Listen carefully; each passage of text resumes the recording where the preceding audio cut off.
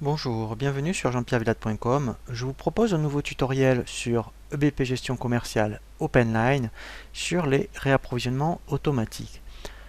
L'objectif de ce tutoriel est de vous apprendre à passer des commandes via vos fournisseurs automatiquement dès que vous avez des commandes clients et que au niveau de vos seuils de stock par rapport au réapprovisionnement, il y a, je dirais, des alertes qui vont être effectuées lors des commandes clients. Automatiquement, vous pourrez programmer à tout moment, soit en fin de semaine, par exemple si une fois par semaine vous souhaitez lancer des réapprovisionnements automatiques, si tous ces paramètres sont bien indiqués, vous pourrez directement passer vos commandes à vos fournisseurs. La première étape est dans vos fiches articles de bien indiquer tout ce qui concerne la gestion de stock. Donc nous allons prendre un exemple pour un article où il faudra bien déjà indiquer ici votre fournisseur. Alors ici c'est le fournisseur principal, mais vous pouvez indiquer autant de fournisseurs que vous souhaitez.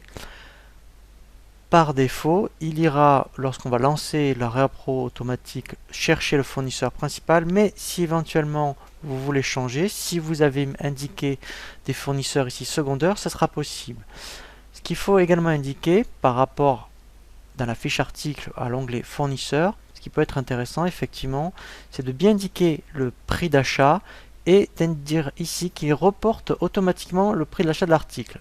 C'est-à-dire qu'en fait, nous allons ensuite lancer des commandes automatiques et si au niveau du prix d'achat il a changé, c'est-à-dire que si admettons il n'est plus de 19,80 € mais de 20 € par exemple, automatiquement il va vous proposer de le mettre à jour directement ici dans l'onglet fournisseur, mais également dans l'onglet détail ici.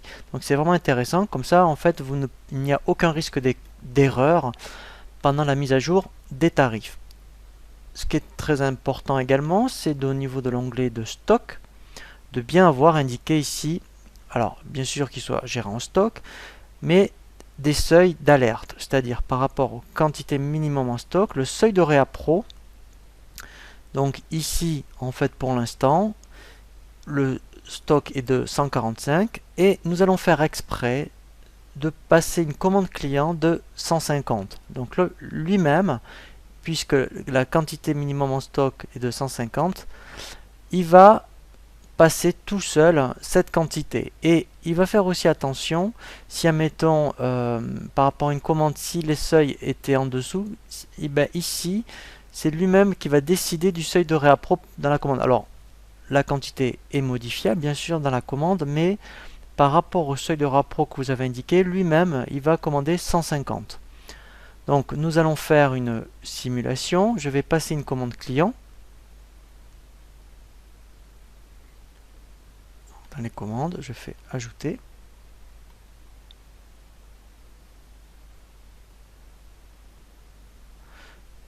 Je vais prendre le client ECCA et je vais prendre mon premier article, celui-ci, voilà, et là je vais faire exprès, je vais mettre 150.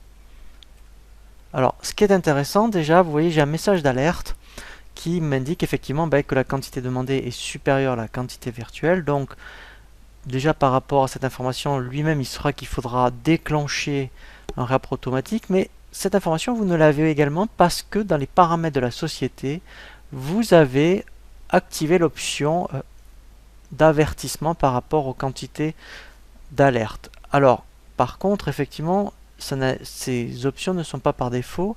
Il faut vraiment aller dans les paramètres société pour activer certaines options. Donc là, effectivement, il y a un tutoriel qui vous est proposé par rapport au paramétrage de la société, par rapport à toutes ces options. Donc là, je vais faire fermer. J'enregistre. Et maintenant, je vais lancer tout seul la commande de réappro automatique dans les documents d'achat. Je vais aller dans réappro fournisseur. Voilà, donc je vais me laisser guider par l'assistant. Et là, en fait, je vais indiquer les sources de réapprovisionnement. Donc ça sera bien par rapport aux commande client. Alors j'aurais pu faire aussi stock, c'est-à-dire qu'éventuellement, tous les lundis, vous pouvez dire que vous allez lancer un rapport automatique, justement par rapport à toutes les quantités en stock qui ont été modifiées ou par rapport aux commandes clients qui sont en cours. Là, je fais suivant. Donc ici, là, mettons, je vais bien cocher qu'il faut qu'il tienne uniquement des commandes clients. Ça veut dire qu'en fait, à la rigueur, je pourrais travailler à flux tendu. Je lance des commandes fournisseurs que lorsque j'ai des commandes clients. Ensuite, voilà, donc là, je vais laisser par rapport les options par rapport à défaut aux commandes fournisseurs. Je fais suivant.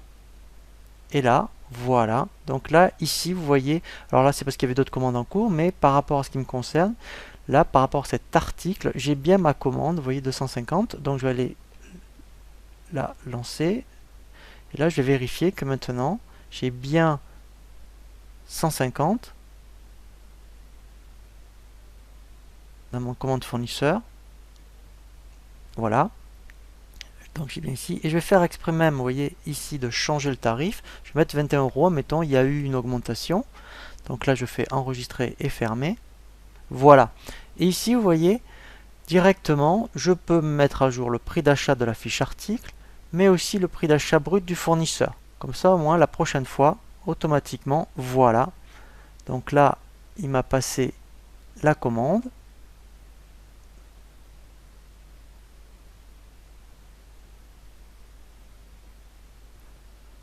Maintenant, si je regarde dans les achats,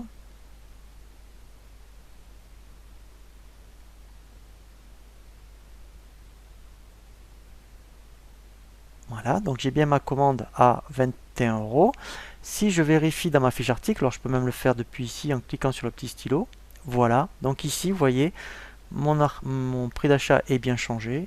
Et ici, voilà, il me l'a bien mis aussi à jour. Donc là, après, je reviens dans un processus, on va dire, classique de commande. Lorsque j'aurai le bon de livraison, je vais transférer mon bon de commande en bon de livraison. Voilà pour les réapprovisionnements automatiques. Je vous dis à bientôt sur jeanpierrevillette.com pour un nouveau tuto